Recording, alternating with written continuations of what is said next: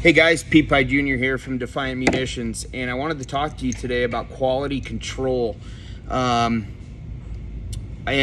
really try to get you guys to understand what you're paying for with Defiant Munitions. I mean, there's no doubt, there's no secret that our ammunition is a slightly, not much, slightly more expensive than other people's. And one of the big things is quality control. And we're loading our new 7.62 by 51 NATO round, our commemorative M80 308 load, 150 grains, so it's a true mil-spec load. And one of the guys here was loading it today, and we found some problems. So with the brass here, so here's a normal piece of brass with a flash hole in it, and here is what we found. You can see that the brass is totally normal. You can't tell any difference with it, but it has flash hole, no flash hole. So what would happen if we, stuck a primer in there and you fired it? Typically, not always, the primer has nowhere for the gases to go, so the primer will push out and up against the bolt face and cause your gun to lock up. And so think about that when you're in a gunfight or you're doing a dangerous game hunt or any hunt of a lifetime, and that happens, especially when lives are on the line for it. So we go through and inspect everything. Here's another one. So this one here in my right hand is a normal piece of 308 brass that is spec'd properly. If we can look here, I don't know if it's going to be easy, but look how long the neck is. Let's try to get this to focus a little bit. Look at that. Look how much longer the neck is on this one compared. So obviously this got loaded, but when we went to seat the bullet, it didn't all the way go up in the die because the overall length of the case is 200 thousandths longer. So it obviously stopped it, and that's what we found. So like I said, quality control is imperative to premium ammunition. Well, any ammunition. I mean, there's no second place when it comes to ammunition when you're betting your life on it or you're doing the hunt of a lifetime. There's no second place medals. It's got to work 100% of the time, always, or you could lose your life. And I might be able to forgive myself for a lot of things, but if I found out that somebody lost their life because my ammunition failed, whether it be a dangerous game hunt or self-defense, or somebody's child that they were trying to protect lost their life because my ammunition failed, it's one thing that's unforgivable. It's totally unforgivable. So I just want to for you reloaders out there that are loading your own ammo, really take the time to go through your components. Just because they come from a reputable component manufacturer doesn't mean that they're perfect. People make mistakes. It's human error, and even machinery error is very possible. So go through, check some random handfuls of bullets, check some random handfuls of cases, primers, check everything. That's how we found these. So now that we found a couple different problems, now every single piece of ammunition gets thoroughly inspected and measured because we found some issues with it.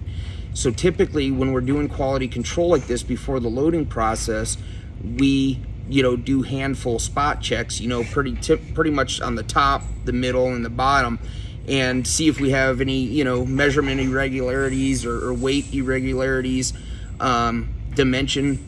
And if we don't find anything, we're typically good. And then after the ammunition is loaded, it goes over to a human quality control check. And hey, Ken, could you bring me one of those chamber blocks? Bring me the 9 and the 223. So after the ammunition's loaded, so it goes through a total quality control, and then after that, after it's loaded, it goes through a secondary quality control, the final quality control, and it's really the most important job of the entire operation. is we get another second, set of eyes on it before the ammunition leaves our factory. Like I said, it's just something I could never forgive myself with. I treat every piece of ammunition that's loaded here that if it was for me and I had to bet my children's life on it. So this here is a chamber check block. Every piece of ammunition loaded in our factory is chamber checked. Doesn't matter what it is. So what this is like 50, chambers to a 223. So in their undersize, so it's called a SAMI minimum spec, chambering block. So it's actually super, super tight. So if they'll fit in this, then they'll fit in anything. So what we do is we, get these in here, put them in there. And hey, Ken, do you got one that won't chamber in that bag? So, and you can see, it's probably hard to see, but these are totally flush with the block. So that means that they pass, dimensionally, outside dimensions are perfect. But we also have, primer depth check, all kinds of different stuff. Here's another one. Now this happened in our priming deal when we were priming this brass. You can see how that primer's a little about. That's very obvious, what's wrong with this one. But you know what? I've seen high quality ammunition manufacturers pass stuff like that. I've seen them pass upside down primers in a case. I've seen them pass upside down bullets in a case. And so here's 3 rounds that don't chamber. And let's see if I can get this on video. You can see that all 3 of these rounds are slightly higher than flush. And what that tells is that they're dimensionally not spec. And they may chamber in some 5.56 chambers, or some chambers that are a little bit larger. They might, but we don't take a chance of it. We sometimes there's ones that are so close that we could easily pass and nobody would ever be able to tell the difference. But I can tell the difference, and I don't let that shit fly here. So typically, if they're not that bad, what I do is we just throw them into a seconds box, and one of the guys here will burn them up on the range, or I'll shoot them in a range.